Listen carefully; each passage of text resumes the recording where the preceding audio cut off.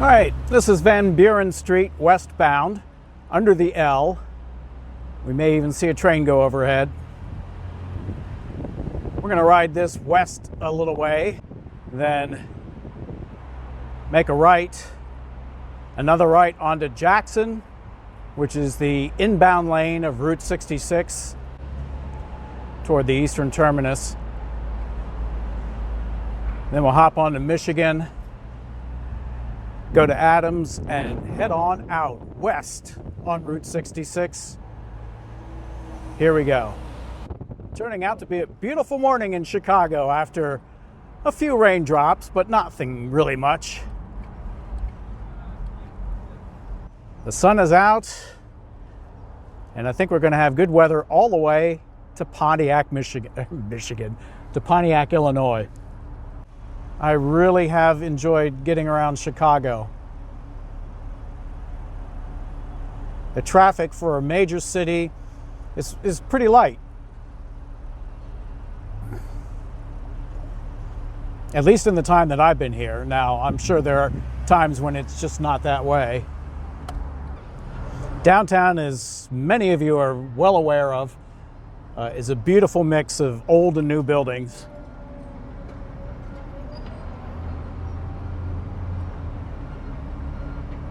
The different styles of architecture are just amazing. From the 1800s to the present. It really is a fun place to just admire, to walk and look up at the buildings.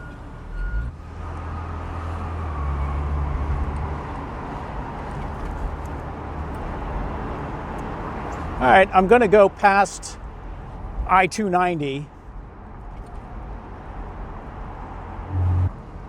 then make a right, get on to Jackson. We'll get a flavor of the route coming into the city to the very end. And then, of course, we'll make our way out by Adams and begin the Route 66 adventure. I had a chance to walk through this neighborhood yesterday. Really nice. I mean, the people here are so great. Everybody's very friendly. Everybody seems to watch out for each other. All right, we're going to make a right onto Peoria.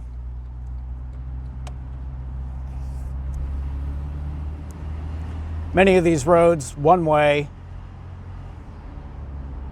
And of course, that is true for Jackson and Adams, which is why I'm driving both, because this is part of the route that is split and part of the theme that we're going to find in many places, Route 66, where alignments have changed or cities and towns are just divided because of the way the roads were made.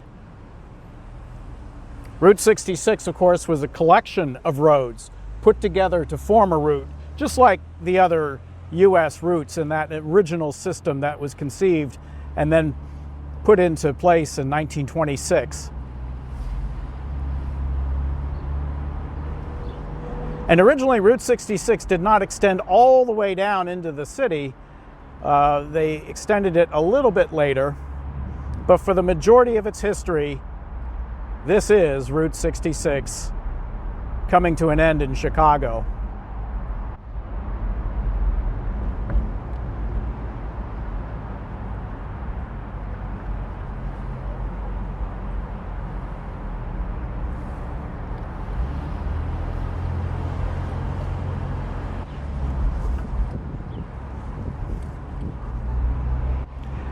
I really like one-way roads. It just makes it a lot easier, I think.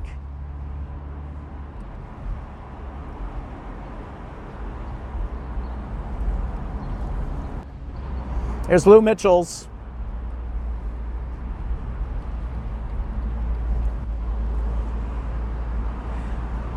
And of course, coming up on Union Station.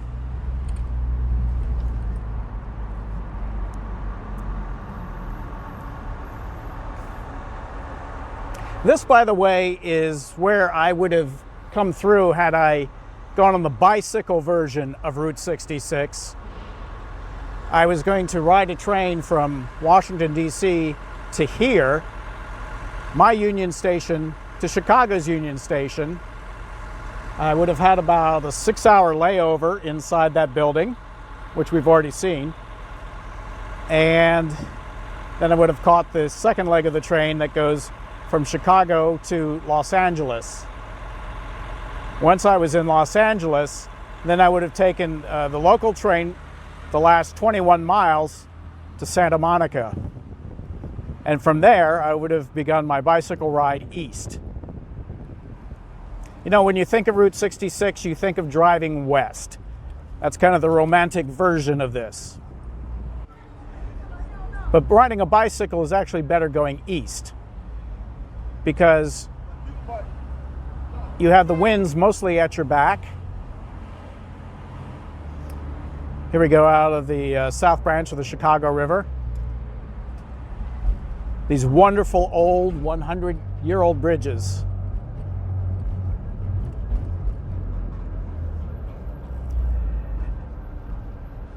And coming up on the Willis Tower.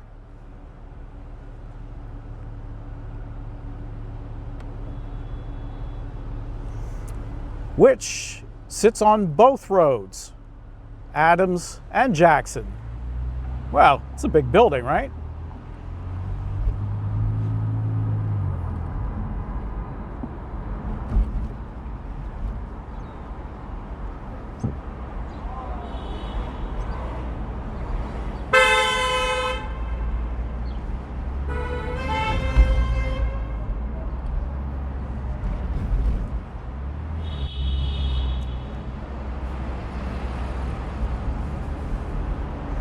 You gotta love Chicago.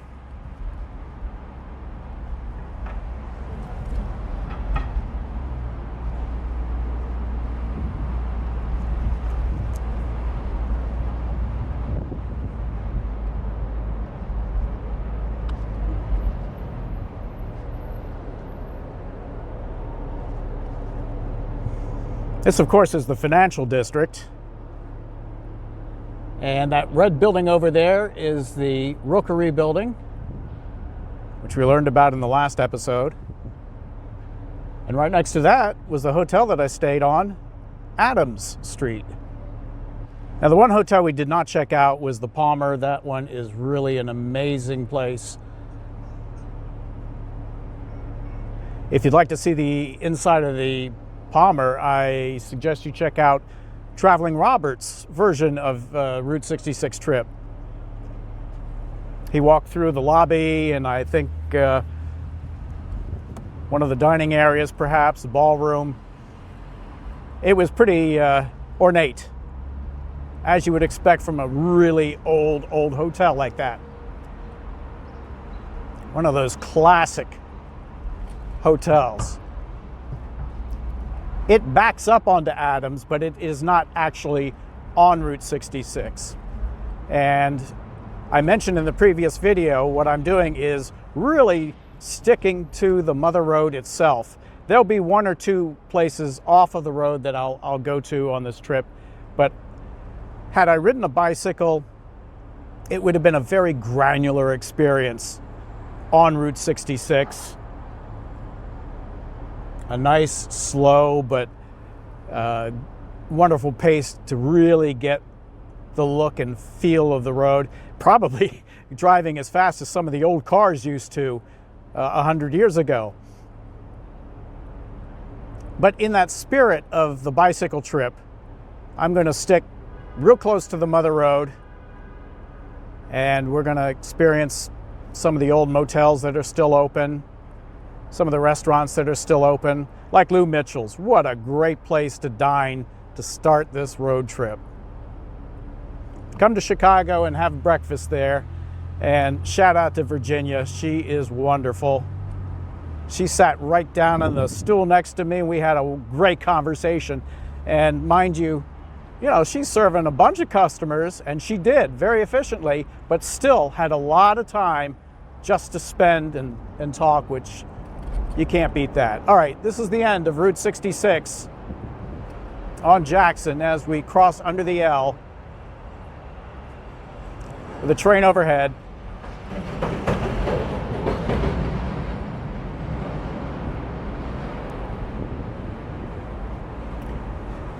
There's the sign ending the historic route.